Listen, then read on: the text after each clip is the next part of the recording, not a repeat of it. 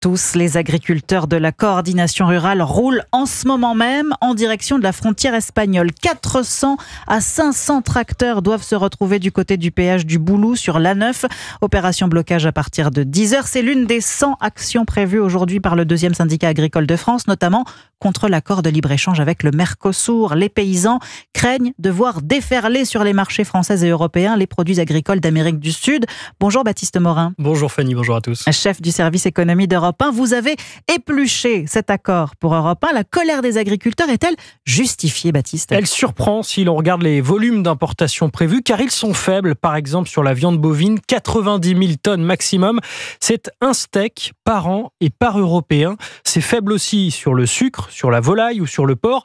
Alors les agriculteurs disent que ce n'est pas un problème de quantité mais de qualité. C'est vrai qu'il y a la question des conditions de production. Verra-t-on débarquer en Europe des produits élevés aux hormones de croissance et aux antibiotiques ?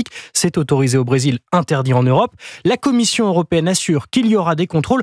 Dans les faits, la traçabilité parfaite est quasi impossible. Finalement, cette colère des agriculteurs traduit surtout leur défiance vis-à-vis de Bruxelles, vis-à-vis de l'Europe. Alors Baptiste, la France n'est plus la seule dans cette bataille contre l'accord de libre-échange avec le Mercosur. L'Italie l'a rejointe hier. Oui, et ça pourrait changer la donne. Pour bloquer le texte, il faut un groupe d'au moins 4 pays qui représentent plus de 35% de la population européenne.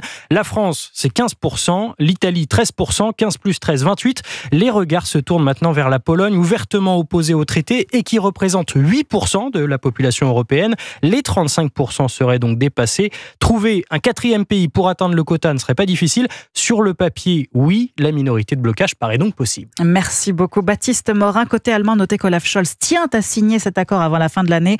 L'avenir de son secteur automobile en dépend.